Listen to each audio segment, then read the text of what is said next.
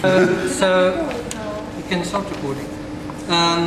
So there's a possibility that some of the video might be used on the online site. Okay. But what I'm going to do is, I was only told recently that I'd have a one-on-one. So I'm gonna run this interview for a Take My Advice column. Right? Oh, okay. So if you can, I mean, just keep it in the back of your mind. I'm trying to get you to give us some advice. Oh, God, I just had a lot of that downstairs. Nobody listened to a word I said. You see the pressure I feel? This is what I'm talking about. Okay, now I'm going to say something that doesn't depress parents or something. Yeah, okay, so with some real life applications, some of the stuff obviously won't, like your comic book, you know, being when you grew up, that aspect. So that doesn't really have that much real life application, but the instructions I've been given from Men's Health is more of an advice piece from you. Okay. Okay. So I'm going to start off by... Tell me I have no spinach in my teeth. No, you don't. Nothing. We just did good spinach pasta, it's very good. Okay. Yeah. You've managed to get your message across despite language and cultural barriers. Mm-hmm. You know, you've made a Polish language film, Desert and the Wilderness. Yeah. Right? And I actually watched Rendition over the weekend. Right. Also a couple of languages there. Yeah. Do you enjoy that sort of thing? Do you enjoy a sort of cultural challenge of sort of other languages? Would you find that it's difficult? Well, it's a very interesting question. I mean, I think that one of the things that's so great about cinema is that more than anything, it's about looking, you know, right into an actor's eyes and trying to get the emotions that they are feeling that lie underneath lines. So for me, what's always more interesting than the line is what the line's floating on. Most of the way people respond to us is not so much as what we say, but how it's said. Yeah. Our tone of voice, our body language. You can say the same line, you can say, hello, how are you? Or you can say, hello, how are you? And it means a completely different thing. Yeah. It's just a silly example of why the specific line or the language that the line is not as interesting to me as what's going on emotionally within that person. Why? Because the language of emotion is universal. Languages are different, but human emotions are, for the most part, pretty similar all over the world. We feel jealousy, we feel love, we feel rage, and those are profoundly human emotions and have nothing to do with whether the language is Polish, Tsotsitaal, Afrikaans, English. That's just the way that emotion is spoken. Okay. Was the young Gavin Hood very much into comics? No. No, the young Gavin Hood was actually not allowed to read comics. Oh. And I say that with great love to my mom, who was an English teacher when I was at school. Started out as an actress, an English teacher, a history teacher, and a French teacher. So, but my mom and dad did, raise me around theatre.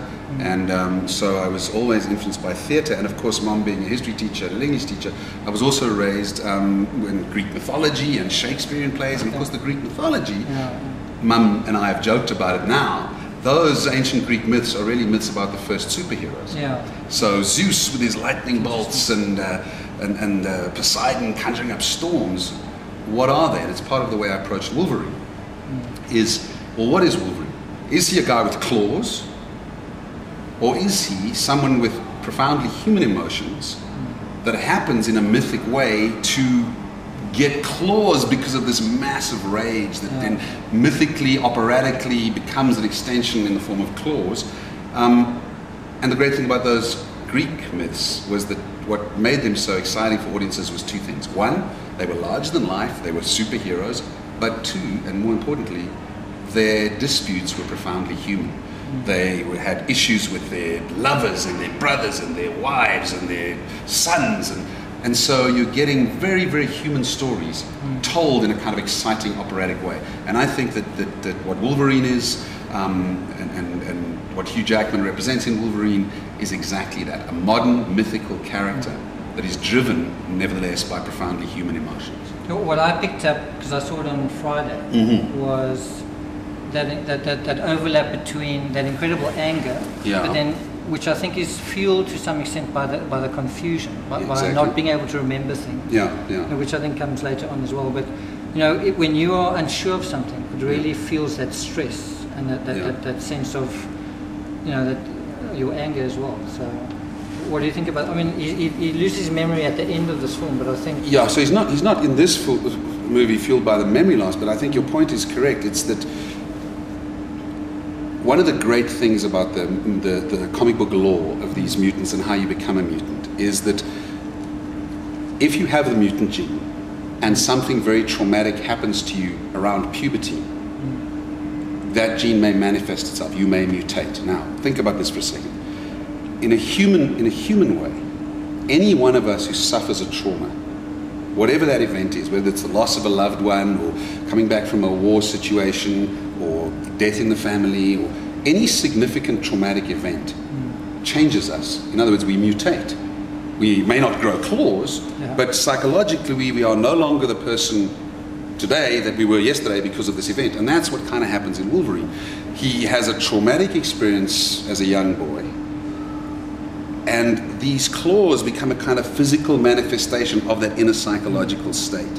His rage and his desire to lash out at the world, which many of us have felt at various times, not just when we're young, actually manifests in a mythic way, which gives it its cool factor.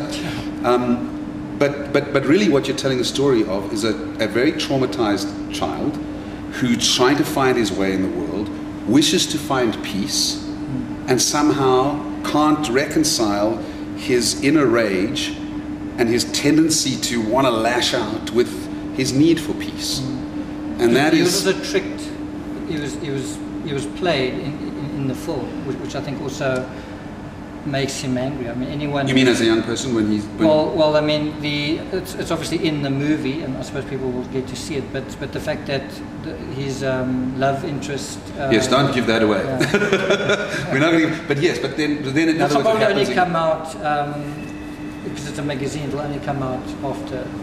No, fair. I just don't want to. I just don't want to give. But your point is exactly right. I mean, that's another event that happens to him, and when it happens in his childhood, something traumatic, then something that happens to many people at some point is betrayal. Yeah. And up until the point of him discovering the betrayal, he has lost the reason to live based on love because he's lost his lover. His entire motivation has become revenge, which is not a very healthy motivation, but it's the only one he has. And when he finds out he's been betrayed and even that motivation is gone, that's when he's at the rock bottom.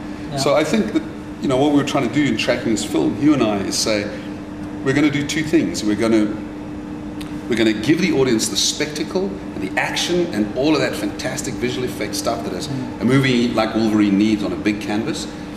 But right in the center of it, we're going to do what is essential to any story, is give you a great character that you attach to in a human, emotional way and go on a journey with that character. Okay, he happens to be in a sort of mythic landscape, but it's still a character that you have to fall in love with. And that's where I think Hugh does such a great job. He finds all of this inner turmoil without being sort of self-pitying in any way, without being melodramatic. It just is. And I think he's done an outstanding job. Very short question. I noticed a lily pad comic in the guy with all sorts of lights on the top of the caravan. Yes. Whose idea was that? Oh, the idea behind this guy in the caravan is simply that he's regressed into a kind of childhood zone after suffering trauma. I just mean but those specific details come from my production designer, my set designers, and of course we're sort of dropping little things in for people to notice. And did you notice this? Did you notice that? It's really just a reflection of the fact that we're back in that time period. Okay, cool. So nothing that you should take as a deep psychological reason. No, I thought maybe it was something from your past or something. No. The comics that I used to sneak off and read that my friend had, I never saw Wolverine, but I loved Asterix and Obelix. Okay. And there's a superhero. Drink the potion and wow, here we go. Okay. So, which films, particularly, I want to sort of stay in your boyhood. Yes. When and how did the decision come to make movies? You said you were kind of involved in the drama and Shakespeare. Yeah. When did you decide, okay... I'm going to make movies? Yeah. That's a good question. I mean, I don't remember a defining moment that I'm definitely going to make movies, but I remember defining moments along the path to me finally being brave enough to do what I really wanted to do but didn't think that we were allowed to do, could do from South Africa, because it seemed like things that people from overseas did.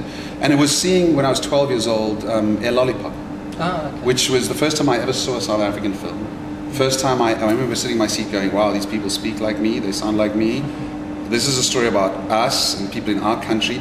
Up until that point, the only films I'd ever seen were about people from America, people from England. And suddenly I realized, wow, that can be. And anyway, that sat with me. And I'd love to say that was the decided to be a director, but it wasn't. I got involved in drama. I did a lot of plays at school. But then when I went to university, there wasn't really much of an industry. Yeah, and so I became a lawyer. But I was doing theatre while I was studying law, and I was also doing a lot of stills photography, which is another passion I got from my dad, who to this day is a keen wildlife photographer. So I had my passion for photography and my passion for theatre, and it slowly dawned on me that I really wanted to be a filmmaker, but I was too afraid to say so because I didn't think it was really possible. And eventually, got a long story short, I went and studied film when I was 29, and I sold everything I had here and thought, okay, I'm going to commit to this. And then there were many years I thought maybe I'd made a mistake because it was really tough, and I thought maybe I should go back to law. So when you made a decision, did you also make a geographic shift? Did you go? Yeah, which again was almost essential for me, because in a way you're starting over, and when you're starting over, sometimes it's good to be away from the world you grew up in. The classic. I hope this doesn't sound too. The classic journey in any classic novel or film of the young person who goes on it is that the hero leaves the home, goes into another world, has all kinds of adventures, and then comes home. Nobody gets a particular amount of life experience by staying too close to the nest. We all go out to a certain extent into the world and become hopefully a little wiser. So I think for me it was good to get away and study somewhere else for a bit. Yeah. Okay, I want to try and run through these quickly, although what you're saying is awesome. But not really, but hurry up and ask us. No, because I'm trying to get you to take my advice. What you're saying is okay, but could you hurry up and ask us questions? Yeah. Which films have particularly inspired you when you were young? You said A Lollipop because of something so, I saw The Jungle Book. And that was another thing that had this wonderful combination of great characters, wonderful music. For me, it wasn't about, as I say, A Lollipop was the specific film. Otherwise, it was just a gradual decision to say, I really know I want to do this. Do I have the courage to pursue it? What sort of style? Because I've seen Rendition, I've seen Wolverine, Tsotsi. I haven't actually seen the others. But I've noticed they look fairly different from one another. Which style would you say you gravitate towards? A gritty sort of look, a slick sort of look, an earthy sort of thing, or is that not really part of your? You see, for me, you decide on that. Or? I don't. For me, the most important thing is what does the story demand. Some you story. Draw that out of the character. Yeah, and when I'm talking about a character or a story. Where's the story set? What is the environment? Is this environment a glossy environment, or is it a gritty environment? So I don't think you would never shoot a sort of slick Wall Street movie necessarily in a sort of handheld 16mm gritty way, in the way that you might shoot something in another world. But if I do have a love, and what maybe does come through in all my movies is that I tend to favor the 235 CinemaScope wide format. I like the depth that it gives because I can be on a close-up, but I can still feel a world going on beyond. So I tend to shoot all my movies in that shape, and I like the sense of a great composition and the epic quality of it. So in that sense, I'm quite a classical filmmaker. I don't tend to shoot sort of close handheld 16mm stuff. But it's just you don't really decide I'm going to have this style. You discover that people like you guys tell us, oh, that's the kind of style you have. So I just shoot what feels right for what I'm doing. This is actually a personal question from me. I don't answer.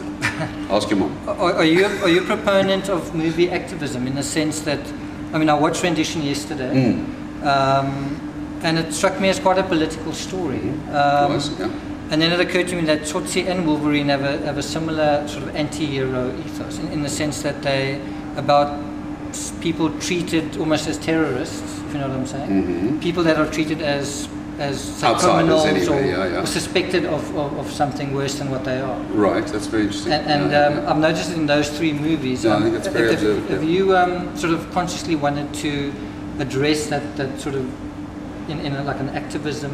Well, I don't know that it's deliberate. Again, you find yourself doing stuff and other people tell you what your themes are. Yeah.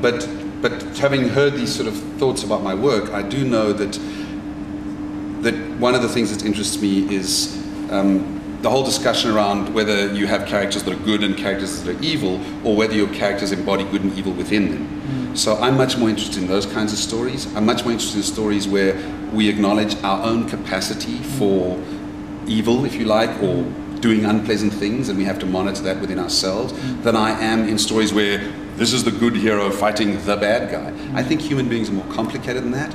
And so if there is a parallel between Tsotsi and Wolverine, both of these characters have an inner conflict about whether they even like their own nature.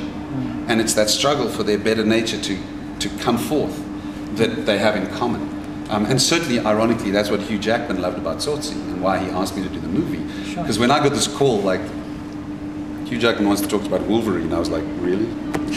Tell me now, why'd you really phone? I'm talking to my agent.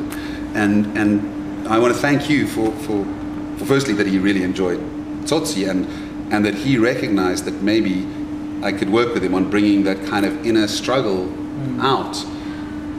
Because that's the reason you make a movie. You've got to make sure it's packaged, as we said before, with great special effects.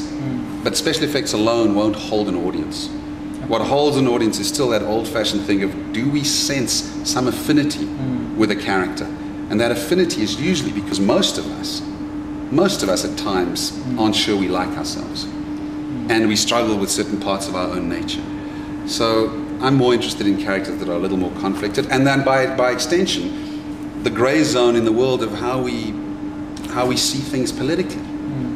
Let's mix it up a little and put some challenging questions to our audience.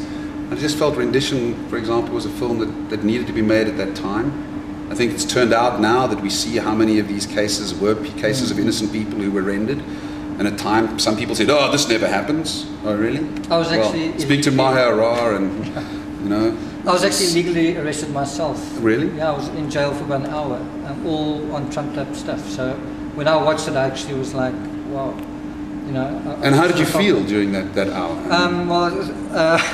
Well, if I can indulge a little bit. No, please. It's my turn to interview. It's more interesting hearing what you have to say. I actually felt really helpless. I mean, I've actually weighed myself. I've lost weight from that brief little encounter. Because even though it was just 1 hour. Yeah, when it actually happened, in a flash, I saw myself possibly getting HIV and all that sort of thing. Right.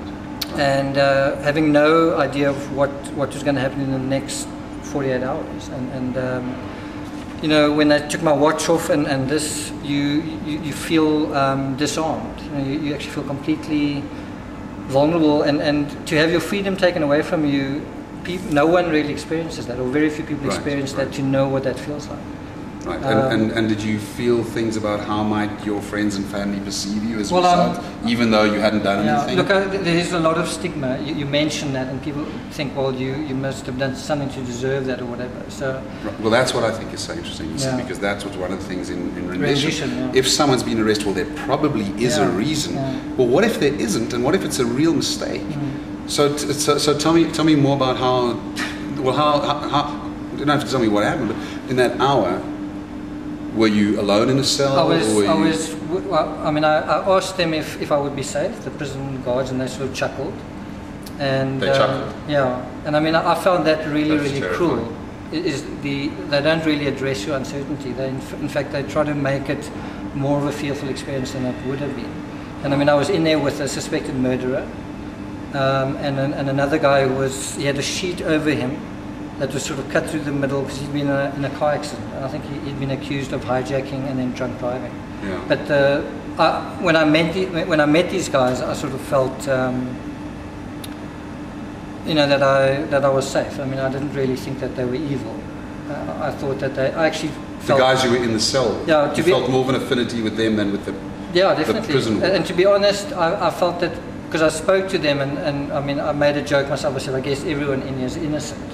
But when I spoke to them and I heard their stories, it did actually seem that way. That because the murderer had been arrested by virtue of him being called to go to the police station, and then he was arrested.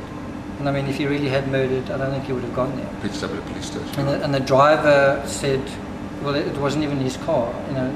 So, anyway. Right. See, now this is a very interesting interview. We should be able to continue this interview.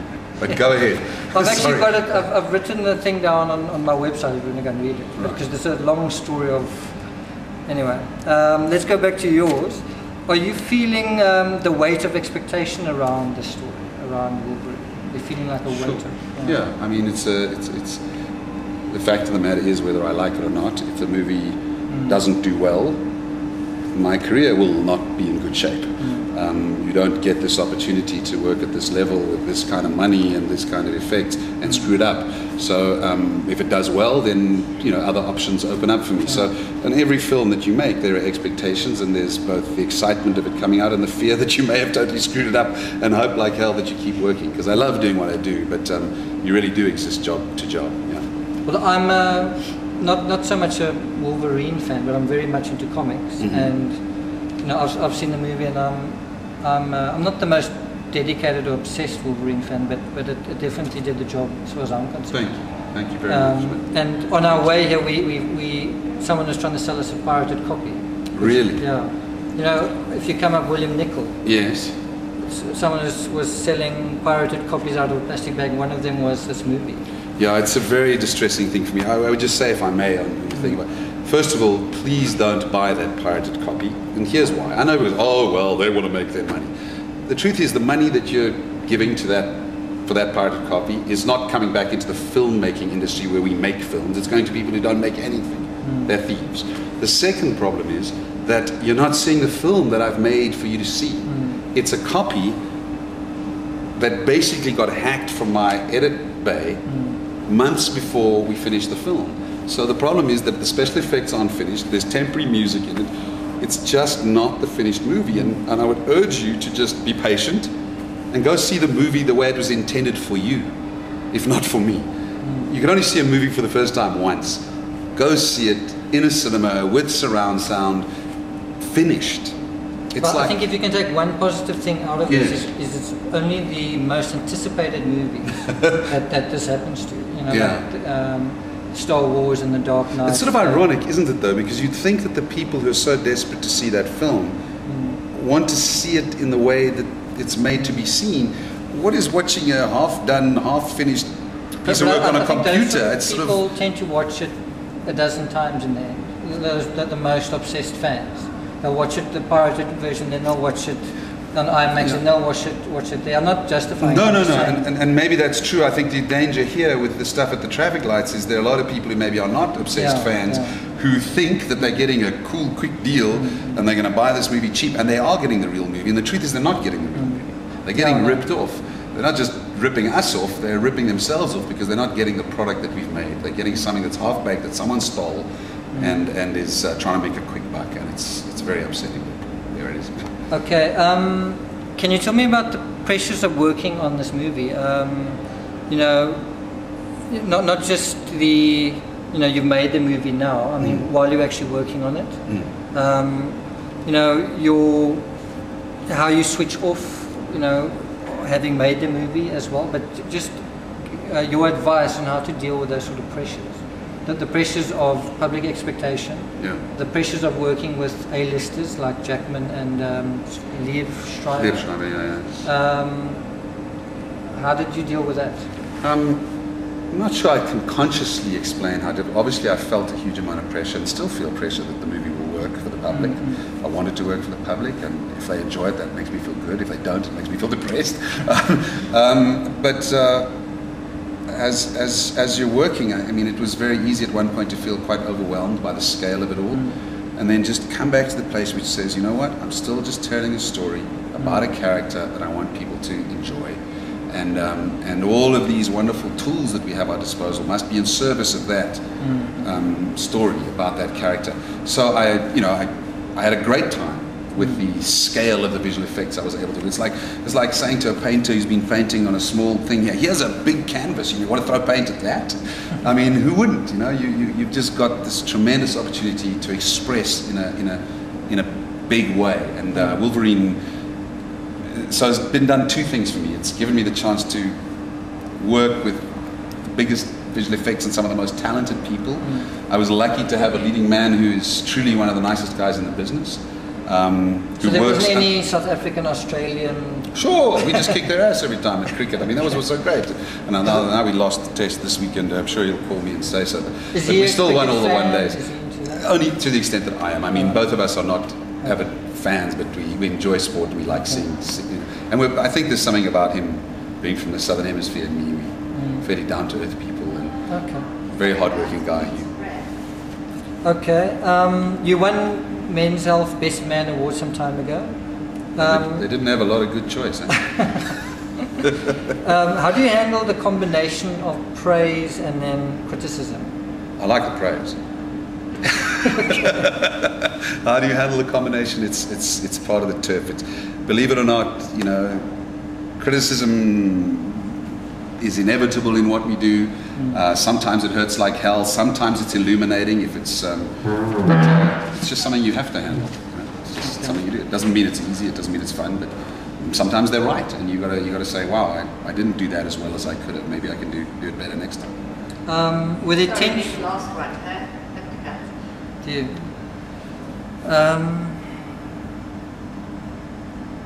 The financial stress.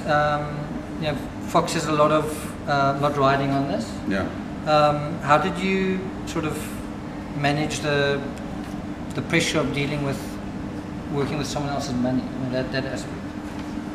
Well, in a sense, I'm working with their money, and whether they know it or not, they're working with my money. In the sense that if this is a failure for me, I will not have an income in the future. So both of us have got a financial risk going on. People often say, "Oh, well, you know, they've got the money." I was like, "Well, wait a minute.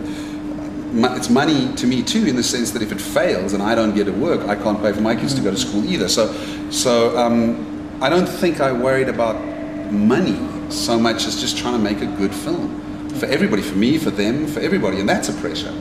But you don't think money. You think, I got to make a great film that people will enjoy, and that'll be good for the studio and good for me. Okay. You know. Right, thanks so much. Great, All right, guys. Yeah, thanks a lot. Jeez, that was in-depth, tense stuff. Good job. Yeah, no, thanks. Thank you. Thanks for a very good question. Seriously. Can I send you an article before it's published, just for you to? That's very kind of you. Yeah, sure. Because one of the things that helps, I would not want to. Yeah, I don't want to say something. But I'd love to do a fact check for you, because it's good for you and it's good for me. That's very good of you. Sure. Do you have a card or anything? I don't. But the best thing to do is, will you send it to you and you'll get it through Michael to me, and we'll figure it out in some time. This is my card. Okay, brilliant. If you want to read about my jail experience, it's on there. It's under Slum Wars. Wow. But I mean, it's still ongoing. It's still ongoing. Yeah. Dude, it's an innocent man sort of thing. Yeah. Wow. Okay. Thanks so much for your time. Thank you so much, Gavin. Cheers, Lebo. Bye-bye. Sure. Bye-bye. Good luck, guys. Are we staying here? The problem was that